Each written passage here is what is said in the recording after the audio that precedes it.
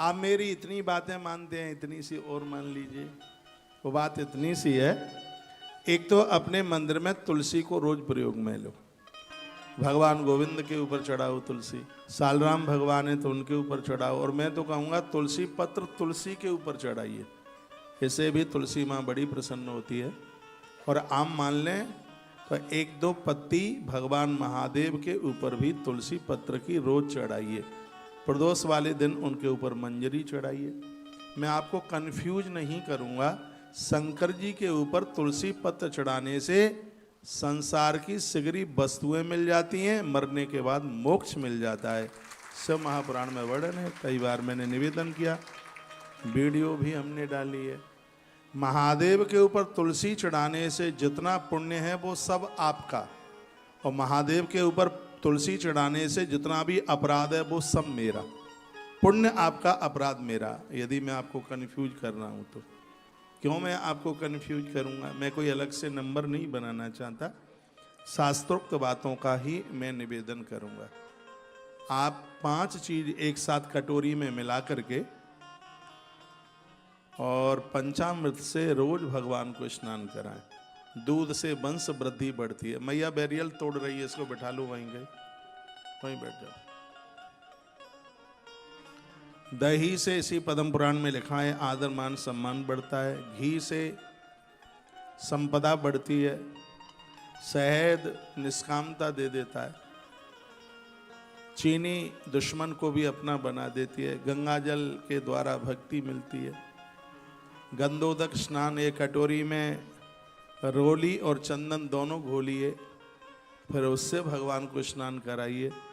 बातें छोटी छोटी हैं लेकिन इनका प्रभाव बहुत बड़ा है। चंदनम महत पुण्यम सर्व पाप प्रणाशनम आपदा मपहर्तारम लक्ष्मी तिष्ठत सर्वदा। यह प्रभाव चंदन का है।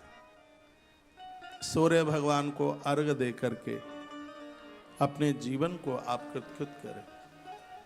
दीवाल के सारे खड़ा झाड़ू मत रखिए, इससे घर में झगड़े होते हैं।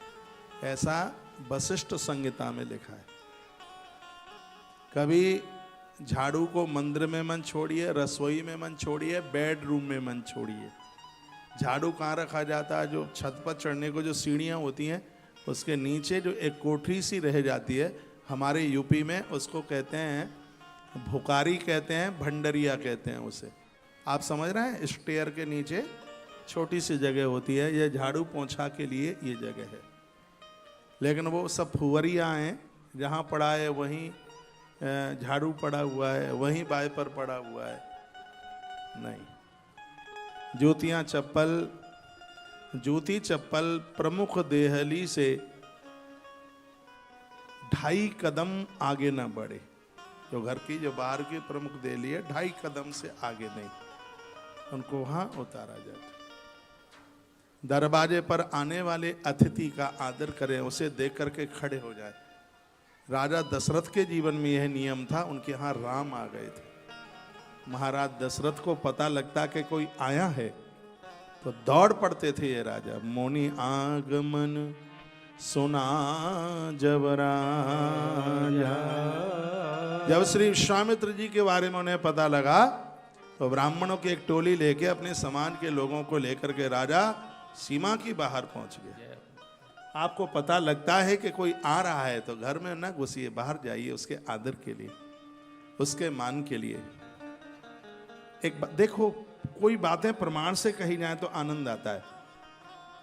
कल से युद्ध होने वाला था, मीटिंगें सब हो गई थी, महाभारत की सब तैयारियां हो गई थी।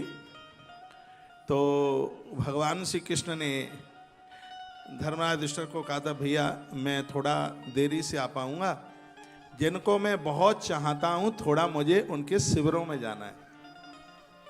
अब पांडव सोच रहे थे कि ये किनको चाहते हैं, कहते हैं उनके शिविरों में जाना है। तो भगवान कर्ण के शिविर में प्रवेश कर गए।